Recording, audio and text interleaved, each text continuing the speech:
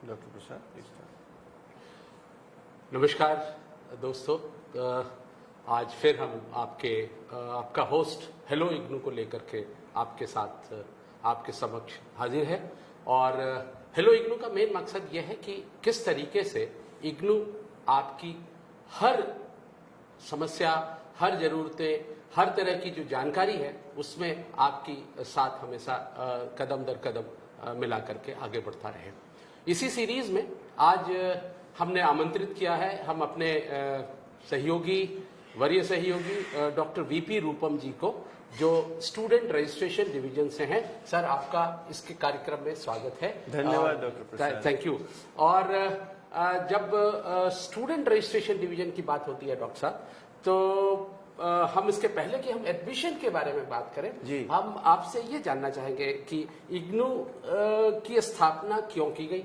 अच्छा। और इतनी सारी विश्वविद्यालय अगर है अपने पास, जिस देश में है, तो इग्नू जैसे विश्वविद्यालय की क्या जरूरत थी? हाँ, ये बहुत बढ़िया सवाल आपने पूछा डॉक्टर प्रसाद। मैं ये कहना चाहूँगा कि आज़ादी के बाद हमारे देश में जो हायर एजुकेशन है उसका इंफ्रास्ट्रक्चर जो है उसमें काफ़ी तेजी से एक्सपेंशन। जी जी जी। लेकिन इसके बावजूद जी हमारे यहाँ जो ग्रॉस एनरोलमेंट रेशियो है जी वो वहाँ तक नहीं पहुँच पाया जहाँ तक कि हमें पहुँचना चाहिए जी था। जी जी। दूसरा, एक और समस्या हमारे सामने आई कि दूर दराज के क्षेत्रों में जी जहाँ की उच्च शिक्षा की सुविधाएं उपलब्ध नहीं थी, वहाँ के लोग इससे वंचित रह जाते थे। जी जी जी जी। इसके अलावा एक और बड़ा वर्ग है जी जो कि किसी न किसी कारण से जॉब में पहले आ जाता है, अपनी उच्च शिक्षा पूरी नहीं कर पाता है, उनके मन में ये रहता है कि अपनी शिक्षा पूरी करें। तो उनको ये अवसर कैसे दिया जाए? इसके अलावा बहुत सारे ऐसे सेगमेंट्स हैं सोसाइटी के, हाउसवाइफ्स हैं या दूर दराज क्षेत्रों में काम करने वाले लोग हैं जो कि एक्सेस नहीं कर पाते हमारे फॉर्मल सिस्टम को। वो अपनी नौकरी छोड़ के जो है वो साल, 2 साल, 3 साल कॉलेज में नहीं बिता सकते। तो ऐसी सारी जरूरतों को पूरा करने के लिए राष्ट्रीय स्तर पर एक मुक्त विश्वविद्यालय की कल्पना की गई, जिसके माध्यम से कि हम हर उस आदमी तक उच्च शिक्षा का अवसर पहुंचा सके जो कि इस अवसर को पाना चाहता है। तो इसके लिए इसके जो एडमिशन के नियम है वो भी लचीले बनाए गए। इसमें बहुत सारी फ्लेक्सिबिलिटीज हैं, जैसे कोई अपर एज लिमिट नहीं है। आप यदि किसी कॉलेज या यूनिवर्सिटी के क्लासरूम में जाएं तो आप वहां देखेंगे कि जितने विद्यार्थी हैं सब करीब करीब एक ही एज ग्रुप के होते हैं, 18 से 23 साल। सही कह रहे हैं। लेकिन हमारे यहाँ ऐसा कुछ भी नहीं है। आपको एक साथ जो है 18 साल का विद्यार्थी और 58 साल का विद्यार्थी आपको हमारी एक ही काउंसलिंग सेशन में मिल जाएगा। तो ये एक खास बात है। तो इस माध्यम से हम बहुत दूर दराज के क्षेत्रों में, लेह लद्दाख में, चाहे वो पोर्ट ब्लेयर हो, चाहे वो लक्षद्वीप हो, हम हर जगह पहुंच पाए हैं और हर जगह शिक्षा का लाभ लोगों को दे पाए हैं। तो जो इग्नू का एक्ट है वो भी यही कहता है कि हर उस आदमी तक शिक्षा पहुंचाई जाए जो शिक्षा प्राप्त करना चाहता है। इस बीच हमारे साथ बहुत सारे लोग जुड़ गए हैं।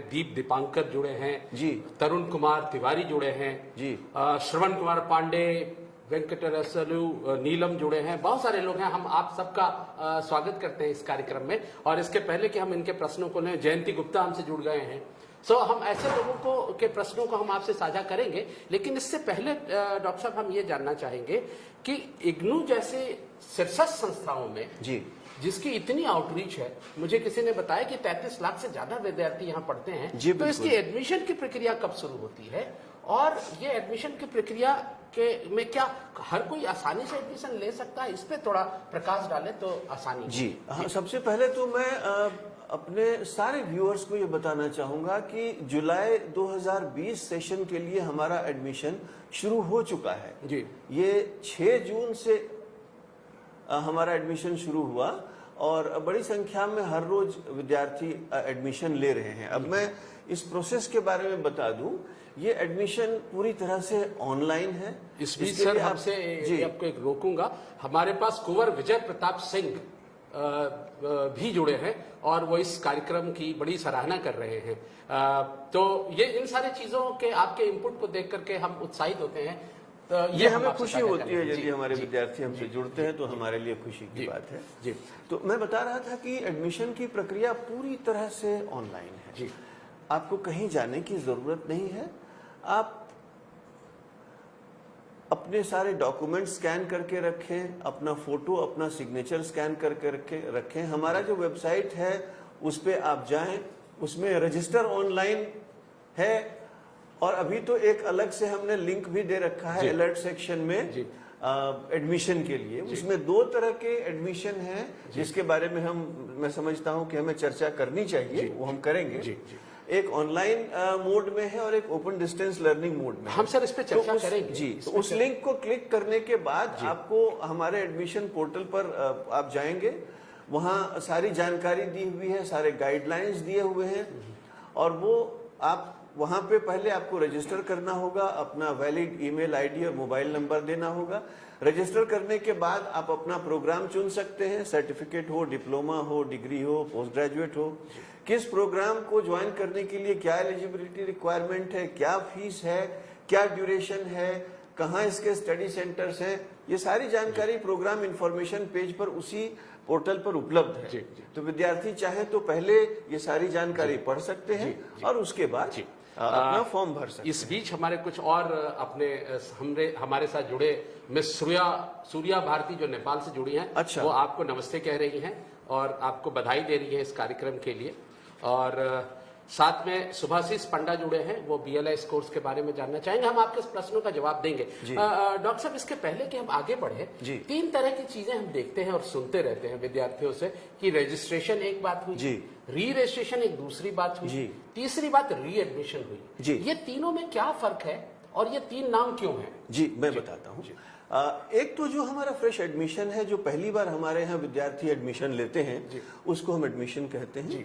अब जैसे आपने अगर किसी प्रोग्राम में एडमिशन लिया जिसकी ड्यूरेशन 2 या 3 साल है, कोई मास्टर्स डिग्री या बैचलर्स डिग्री प्रोग्राम आप ज्वाइन करते हैं, तो जब आप 1 साल से दूसरे साल में जाते हैं तो आप उसके लिए रजिस्टर करते हैं, क्योंकि हर साल में कोर्स कॉम्बिनेशंस अलग अलग हैं, आपके पास ऑप्शंस हैं, आप क्या स्पेशलाइजेशन लेना चाहते हैं।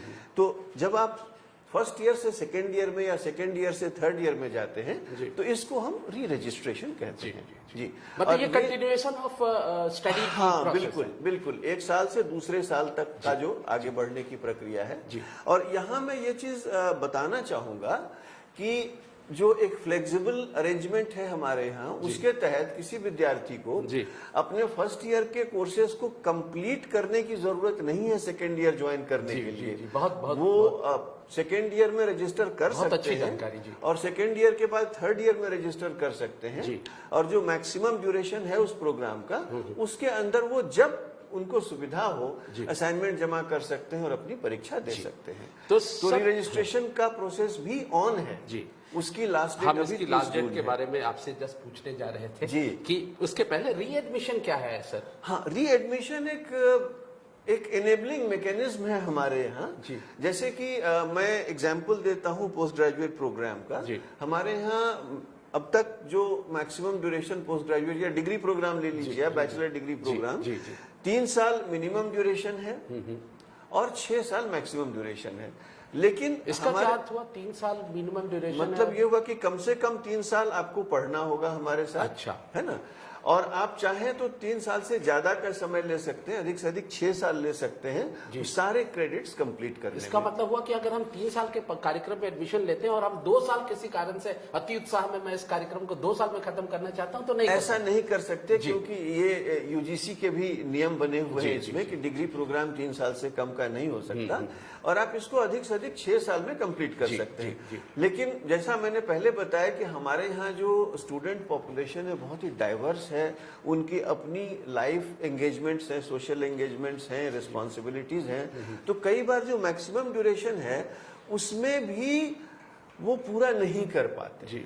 तो हम उनको एक री एडमिशन का मौका देते हैं, जिसमें कि हम उनके रजिस्ट्रेशन की वैलिडिटी को थोड़ा सा बढ़ा देते हैं और प्रो रेटा बेसिस पर फीस देकर वो बचे हुए कोर्सेज के लिए बचे हुए कोर्सेज को कंप्लीट कर सकते हैं और अपनी डिग्री प्राप्त कर सकते हैं। बहुत बहुत धन्यवाद सर। और हम आपसे ये जानना चाहेंगे, what are the last dates for registration. जी. What are the last dates for re-registration जी. and re-admission? जी, Kindly enlighten us, sir. जी अभी जो हमारा फ्रेश एडमिशन चल रहा है जुलाई 2020 सत्र के लिए, उसकी लास्ट डेट अभी 31 जुलाई है जी.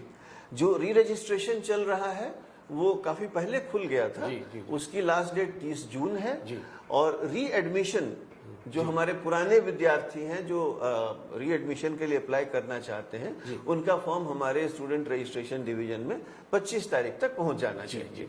तो ये हम लोगों ने जब ये कोविड-19 की स्थिति बनी तो सामान्यतः इसकी अंतिम तिथि 30 अप्रैल होती है, लेकिन उनकी कठिनाइयों को ध्यान में रखते हुए हमने इसकी तिथि को बढ़ाया है। जी, आजकल एक बड़ी चर्चा हो रही है कि इग्नू दो तरह से अपने पाठ्यक्रमों को विद्यार्थियों तक ले जा रहा है। जी। एक ऑनलाइन के तरफ भी हम लोग चल पड़े हैं, जी। दूसरा ओडीएल मोड पे चल पड़े हैं। जी। तो इस दोनों में फर्क क्या है? जी। कौन से सारे लोग ओडीएल कर सकते हैं, कौन ऐसे लोग हैं जो ऑनलाइन कर सकते हैं, क्या दोनों के प्रोग्राम भी एक हैं? इन सारे बिंदुओं पे हाँ, आपकी ये जानकारी। बड़ा ही महत्वपूर्ण सवाल है डॉक्टर प्रसाद, क्योंकि हमारी वेबसाइट पर अभी 2 लिंक दिख रहे हैं। जी। अलर्ट सेक्शन में यदि आप देखें जी। तो एक है link for admission to online programmes और एक है link for admission to programmes offered through ODL mode. जी, जी, जी। तो मुझे लगता है कि हमें अपने जो व्यूअर्स हैं उनको ये बताना चाहिए जी। कि इन दोनों में फर्क क्या है और उनके लिए क्या बेस्ट है। जी, जी। देखिए, जो प्रोग्राम ओडीएल मोड में अभी ऑफर किए जा रहे हैं, जी। उन्हीं में से कुछ प्रोग्राम जी। हम ऑनलाइन मोड में डिलीवर कर रहे हैं। ये पहली बार नहीं है, जनवरी 20 में भी हमने 3 प्रोग्राम्स ऑनलाइन चलाए थे। अच्छा। और हमारा अनुभव अच्छा रहा था। तो इस बार ऑनलाइन प्रोग्राम्स की संख्या बढ़ाई गई है, करीब 13-14 प्रोग्राम हैं। जी। तो इन प्रोग्राम्स की डिलीवरी और जो programmes open distance learning mode में चलते हैं उनकी डिलीवरी में फर्क है, और ये फर्क जान लेना बहुत जरूरी है हमारे विद्यार्थियों के लिए, ताकि वो सही मीडियम, सही मोड चुन सकें। जी। तो सबसे पहले मैं ऑनलाइन मोड जो है उसके बारे में बताना चाहता हूँ। देखिए, एडमिशन इसका भी ऑनलाइन ही है और ओडीएल मोड के प्रोग्राम्स का भी एडमिशन ऑनलाइन एडमिशन ही लेने है। का तरीका सिर्फ ऑनलाइन ही है। हाँ, दोनों का तरीका एक है। जी। फर्क यहाँ होता है जी। कि मैं दोनों को साथ साथ बताता जाऊंगा ताकि हमारे व्यूअर्स हैं उनको फर्क समझ में आए। जी, जी, जी। ये जो स्टडी मटेरियल हम देते हैं, प्रिंटेड स्टडी मटेरियल, वो ऑनलाइन मोड के जो स्टूडेंट्स हैं उनको हम सिर्फ डिजिटल फॉर्म में देंगे। अच्छा। लेकिन जो ओडीएल मोड के विद्यार्थी हैं उनके पास एक ऑप्शन होता है कि वो चाहे तो प्रिंटेड स्टडी मटेरियल लें और चाहे तो डिजिटल स्टडी मटेरियल लें। अच्छा। और डिजिटल स्टडी मटेरियल के उपयोग को प्रमोट करने के लिए हम थोड़ा सा एक इंसेंटिव देते हैं ऐसे विद्यार्थियों को, ओडीएल के विद्यार्थियों जी, को, जी, जी। कि अगर आप डिजिटल स्टडी मटेरियल चुनते हैं तो हम आपकी प्रोग्राम फी में एक 15% का कंसेशन आपको थोड़ा सा रोकूंगा। जी। मधुश्री मुखर्जी हमसे जुड़ रही हैं और वो हमसे पूछ रही हैं कि एग्जाम कब होंगे। साथ ही साथ सोनल सेठ जुड़े हैं, वो ये कहना चाह रहे हैं कि ऑनलाइन काउंसलिंग क्लासेस जो चल रही है उनमें पासवर्ड की थोड़ी सी समस्या आ रही है। हाँ। इन 2 चीजों पे हम आपके ध्यान चाहिए। ठीक है। अभी देखिए, जून 2020 में जो परीक्षा होने वाली थी वो कोविड-19 के कारण नहीं आयोजित की जा सकी। और जैसा कि आप सब जानते हैं कि किसी भी संस्था में, किसी भी विश्वविद्यालय में ये परीक्षाएं नहीं आयोजित की जा सकी हैं। हम लोग लगातार असेसमेंट कर रहे हैं और ये कोशिश कर रहे हैं कि जल्दी से जल्दी परीक्षाएं आयोजित की जाएं, और उसके लिए हम लगातार प्रयासरत हैं। अपने रीजनल सेंटर से, अपने स्टडी सेंटर से संपर्क में हैं, और जैसे ही अनुकूल स्थिति बनती है हम एग्जाम्स कंडक्ट कराएंगे। और हमारे विद्यार्थियों को आश्वस्त रहे वो कि हम जब एक शेड्यूल बनाएंगे फाइनल, तो आपको कम से कम 15 दिन पहले बताएंगे कि आपकी परीक्षा शुरू होने वाली है इस तारीख से, ताकि आपके पास तैयारी करने का समय हो। धन्यवाद सर। और अभी बात हम कर रहे थे ऑनलाइन और ओडीएल मोड जी, पे। जी। आपने हमें, हमारे दर्शकों को, हमसे जो जुड़े हुए उनको आपने बताया कि दोनों की एडमिशन प्रोसेस एक होगी और दोनों का सिर्फ पढ़ने पढ़ाने का तरीका अलग होगा। मैं उस पर स्टडी मटेरियल तक पहुंचा था। स्टडी मटेरियल में ऑनलाइन मोड में जो स्टूडेंट्स ज्वाइन करेंगे उनको सिर्फ डिजिटल फॉर्म में स्टडी मटेरियल मिलेगा जी। और जो ओपन डिस्टेंस लर्निंग मोड में ज्वाइन करेंगे उनके पास ये ऑप्शन रहेगा कि वो चाहे तो प्रिंटेड स्टडी मटेरियल लें या डिजिटल स्टडी मटेरियल लें, और डिजिटल स्टडी मटेरियल चुनने के लिए छोटा सा इंसेंटिव भी है जी। तीसरी बात आती है एकेडमिक काउंसलिंग की। जी जी। ऑनलाइन मोड में जो विद्यार्थी हमारे ज्वाइन करेंगे उनकी एकेडमिक काउंसलिंग पूरी तरह से ऑनलाइन हो। अच्छा, ये तो नई एक तरह की सोच है। देखिए, अब ऐसा हो रहा है डॉक्टर प्रसाद की अभी जो एक परिस्थिति पूरी दुनिया के सामने बनी है जी। उसमें ऑनलाइन माध्यमों का अधिक से अधिक प्रयोग हो रहा है। जी जी जी। तो मेरे ख्याल से ये एक बहुत ही अच्छा मौका है हमारे विद्यार्थियों के लिए भी कि अपने आप को बिना डिसलोकेट किए वो अपनी पढ़ाई कर सकते। ये खूबसूरती है डिस्टेंस एजुकेशन के अंतर्निहित खूबसूरती में से ये है कि आपको बगैर अपने वर्क प्लेस, अपने कहीं बगैर गए हुए आप अपने घर पे बैठ करके ऑनलाइन जैसी सुविधा अगर मुहैया हो जाए तो और हमारी पढ़ाई लिखाई और दुरुस्त होती है। जी। मैं एक छोटे से शब्दों में अगर कहें सर, ओडीएल मोड और ऑनलाइन मोड में क्या फर्क है हमारे? हाँ, मैं वही उसी की चर्चा कर रहा था। एक तो स्टडी मटेरियल में क्या डिफरेंस है मैंने बता दिया, स्टडी मटेरियल अवेलेबिलिटी में। अब बात आती है काउंसलिंग की। तो काउंसलिंग में जो ऑनलाइन मोड के विद्यार्थी हैं उनको पूरी तरह से काउंसलिंग ऑनलाइन ही दी जाएगी। यहाँ से जो हमारे डिफरेंट चैनल्स हैं, एक ये भी चैनल है जी, ये भी एक माध्यम है, और वैसे ही हमारे पास ज्ञान दर्शन है, ज्ञानवाणी है, वेब बेस्ड सपोर्ट है। तो यहाँ से फैकल्टी जो है डायरेक्टली वो लेक्चर्स डिलीवर करेंगे जी जी जी ऑनलाइन मोड के स्टूडेंट्स के लिए। डायरेक्टली उनको लाइव लेक्चर्स अवेलेबल होंगे। उसमें उनको इंटरेक्शन की सुविधा होगी, फैकल्टी से कनेक्ट करने की सुविधा होगी, वो अपने क्लैरिफिकेशंस मांग सकते हैं फैकल्टी से, ये सारी सुविधाएं होंगी। एक जहां आदित्य तक आपको जस्ट एक मिनट और रखूंगा सर। एक आदित्य गुप्ता है, उसका बड़ा इंपॉर्टेंट सा प्रश्न है। वो एक विषय में ग्रेजुएशन करना चाहते हैं। हाँ। वो ये कहना चाहते हैं आदित्य गुप्ता कि I want graduation in one subject, what is the total time period, और ये किस तरह से ऑफर होगा sir? Aditya, we have honors programs on offer. So we have honors programs available in 13 different disciplines. So you can pick up the discipline of your choice. It could be Hindi, it could be English, history, sociology, political science, so many things. The details are available on the website. But if you want a degree, the minimum period is 3 years. That remains. So that is very important, sir. I'm sorry I have intervened in between. No, it's but what you were talking about, I think I request you to continue from there. It's a pleasure.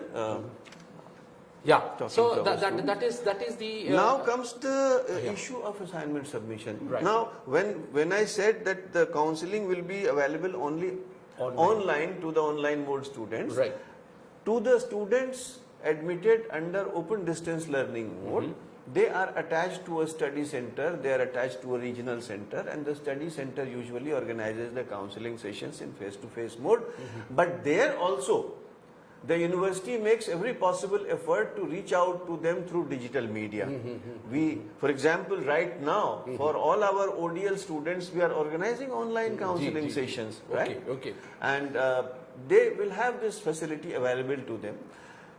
In some of those ODL programs also, right, if we see that there is a need, we will reach out to you through the digital media. Okay. Then comes the point of assignment submission. Yeah.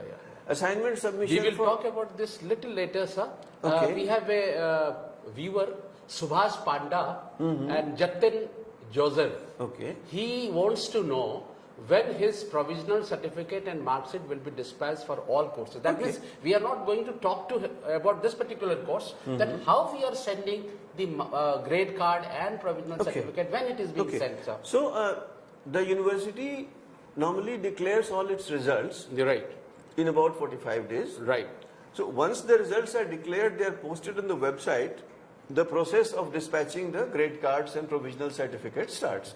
So, for December 2019 examination, right, sir, the process has been completed, but if there is something left because of the sudden lockdown that started in late March, This is all in the process of being sent. Okay. So usually in about 4 months time you can expect to get your grade card and provisional certificate. There is another listener or participant who is asking very simple question that sir BDP और BA में क्या difference है? BDP एक generic word है bachelor degree programme. जी, जी। तो bachelor degree programme में BA भी आता है, BCom भी आता है, BSc भी आता है, बैचलर ऑफ टूरिज्म स्टडीज भी आता है। तो ये जेनरिक नाम है, ये कोई अलग कार्यक्रम नहीं है। जी। एक सौरभ है, वो जर्नलिस्ट हैं पेशे से, वो ये जानना चाहते हैं कि मैं PGJMC का स्टूडेंट हूँ इग्नू से जी, और हम हिंदी में एग्जाम दे सकते हैं? हाँ दे सकते हैं जी। हिंदी में परीक्षा देने की कोई बाध्यता नहीं है। जी जी जी, जी। ये निर्भर करता है कि कौन सा कार्यक्रम किस माध्यम में उपलब्ध है।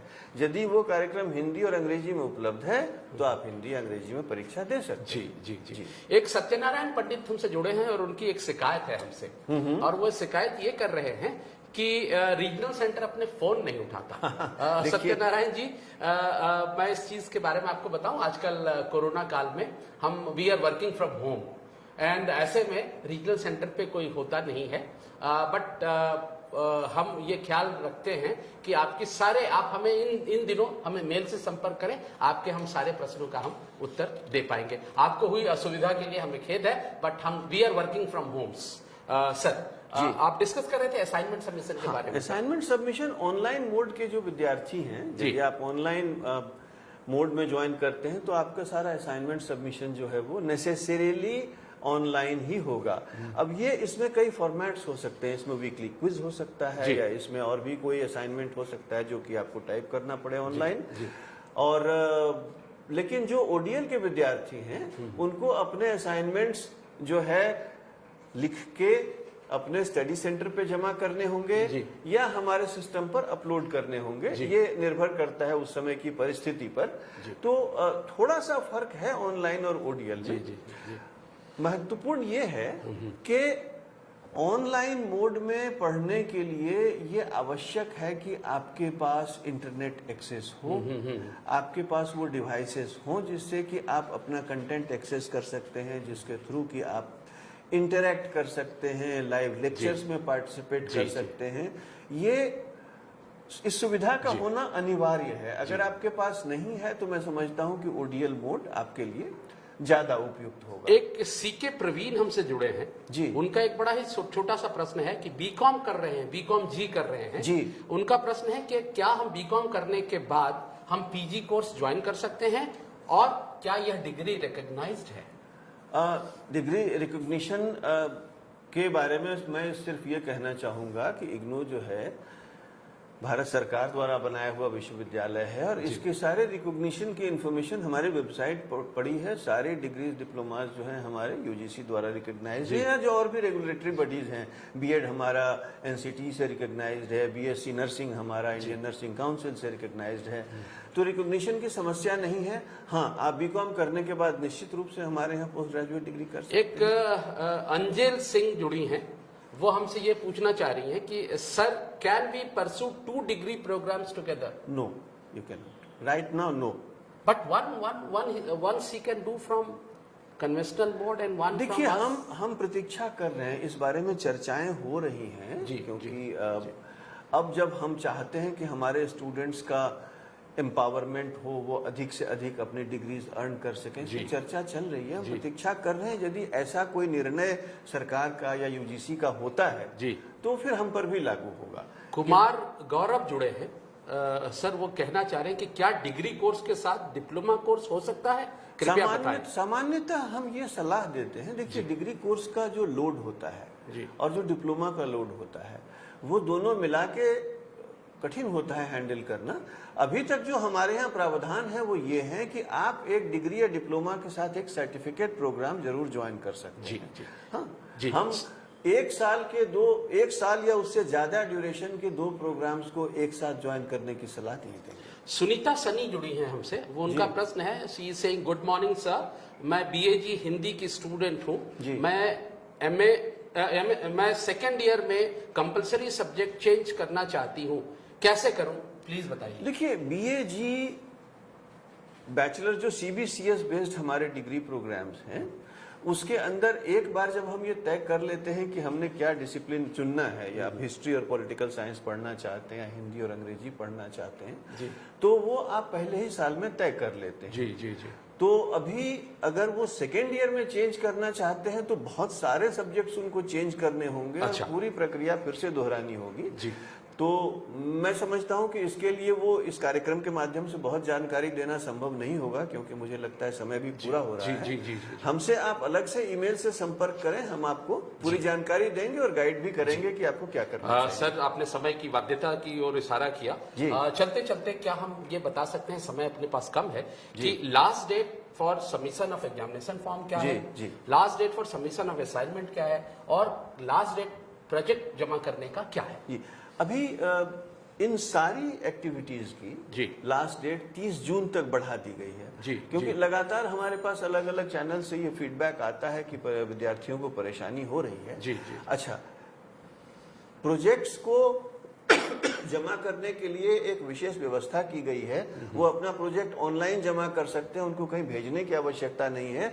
और ये लिंक हमारे वेबसाइट पर उपलब्ध है, आप वहां जाके अपना प्रोजेक्ट अपलोड कर सकते हैं। तो 30 जून तक आप ये सारे काम कर सकते हैं। कीर्ति भट्ट जुटी हैं हमसे और जुड़ी हैं, वो कहना चाह रही है कि क्या यूनिवर्सिटी कोई प्लेसमेंट भी करवाता है? बिल्कुल, हमारे पास एक कैंपस प्लेसमेंट सेल है और लॉकडाउन से पहले तक ये गतिविधि हम लोग काफी विगरसली कर रहे थे।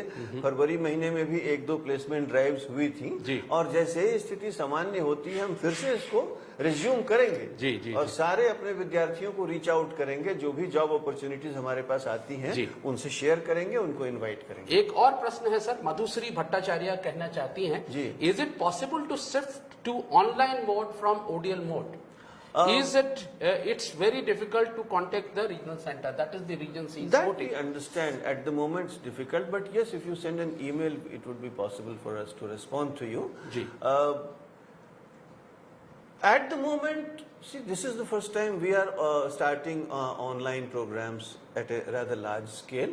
Now, migration from online mode to ODL mode, we are exploring this possibility. Because let me also add here, Madhushri, I think this is important for you to know that the entire delivery of online programs is on Swayam portal. Swayam portal is the portal of the government of India. Yeah, sir. You know, so the entire delivery mechanism changes.